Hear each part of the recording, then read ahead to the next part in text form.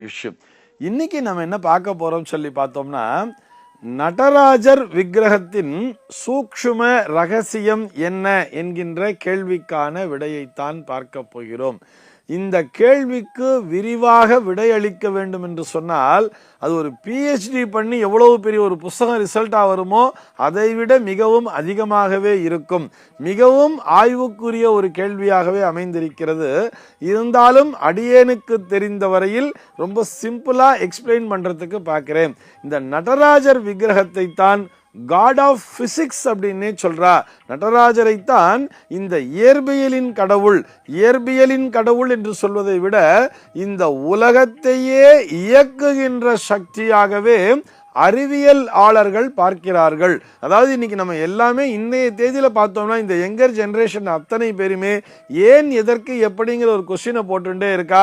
அதுலேயும் அவர்களுக்கு அறிவியல் ரீதியான விளக்கம் என்பது தேவைப்படுகிறது. அப்படிப்பட்ட ஒரு உன்னதமான ஒரு உண்மையினை உள்ளடக்கியதுதான் இந்த நடராஜரினுடைய விக்கிரகம். இந்த நடராஜர் விக்கிரகத்தை பற்றி மேலை நாட்டு ஆராய்ச்சியாளர்கள், அதிலையும் குறிப்பா பார்த்தோம்னா இந்த இயற்பியல் விஞ்ஞானிகள் நிறைய ஆராய்ச்சிகளை செய்து நிறைய புத்தகங்களை வெளியிட்டிருக்கிறார்கள்.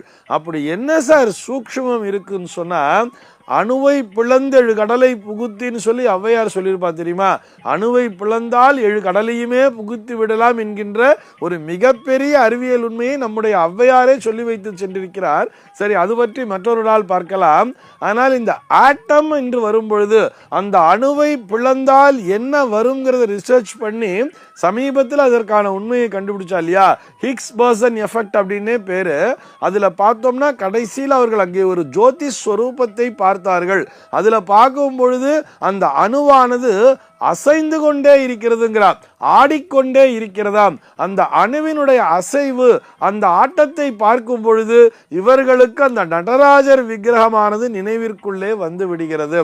அப்படியே அந்த நடராஜனுடைய விக்கிரகத்தை நினைத்து பாருங்களேன். அப்படியே அந்த குஞ்சித பாதம் என்று சொல்வார்கள், அந்த பாதம் பார்த்தோம்னா இப்படி இருக்கும்.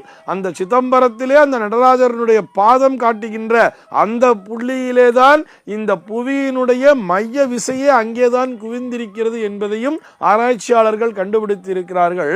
அது ஒரு புறம் இருக்கட்டும், அதெல்லாம் ஒரு புறம் இருந்தாலும் அங்கே தத்துவம் என்று பார்க்கும் பொழுது, அதாவது ஒரு 5 விதமான தொழில்களை இறைவன் செய்து கொண்டிருக்கிறார் என்கின்ற அந்த தத்துவத்தையும் அந்த நடராஜர் விக்கிரகமானது நமக்கு புரிய வைக்கிறது.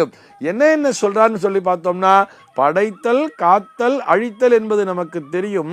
இதுபோக மறைத்தல் மற்றும் அருளல் என்கின்ற ஒரு 5 விதமான தொழில்களை இந்த நடராஜருடைய விக்கிரகமானது நமக்கு புரிய வைக்கிறதுன்னு சொல்றார்.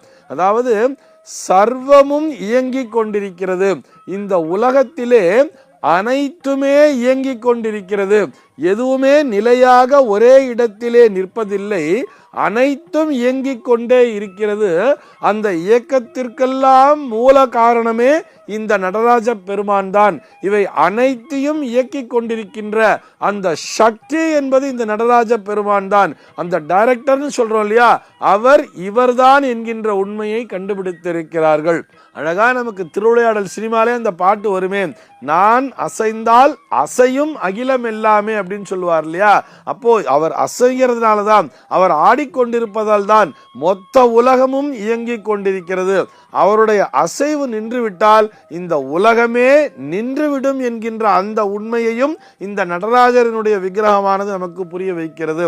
அழகா நாவுக்கரசர் பெருமான் சொல்லி இருப்பாரே, குனித்த புருவமும் கொவ்வை செவ்வாயும் குமிழ் சிரிப்பும் பனித்த சடையும் பவளம்போல் மேனியர் பால் வெந்நீரும் அப்படிங்கிற மாதிரி ரொம்ப அற்புதமா சொல்லி கடைசியில சொல்லியிருப்பார்.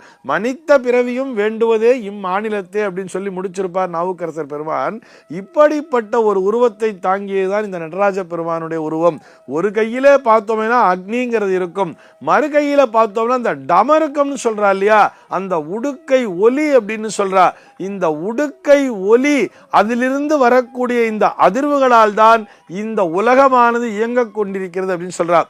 உபனிஷத்துல அழகா ஒரு விஷயம் வரும், ஆகாஷாத் வாயுஹோம் வாயோர் அக்னி அக்னேர் ஆபஹா அத்ய பிருத்திவி அப்படின்னு சொல்லுவா.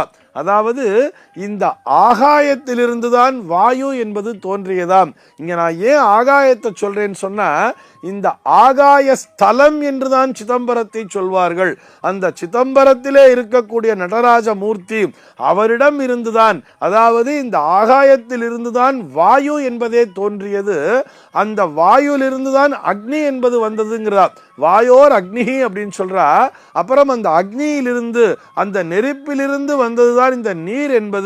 அக்னேர் ஆபகா என்று சொல்லிவிட்டு அந்த நீரிலிருந்து தோன்றியதுதான் இந்த நிலம் சொல்றார். அதாவது அத்யப் பிருத்திவி அப்படின்னு சொல்லி உபனிஷத் அழகா சொல்லி முடிக்கிறது. ஆக இந்த பஞ்சபூதங்களாகிய நீர், நிலம், நெருப்பு, காற்று மற்றும் ஆகாயத்திலே முதலிலே தோன்றியதே இந்த ஆகாயம்தான். முதலும் ஆகாயம்தான், முடிவும் ஆகாயம்தான். முதலும் நானே, முடிவும் நானே என்கின்ற அந்த அற்புதமான தத்துவத்தை உணர்த்துவதுதான் அந்த நடராஜ பெருமானினுடைய விக்கிரகம் நமக்கு உணர்த்துகின்ற உண்மை. சர்வே ஜனாஹ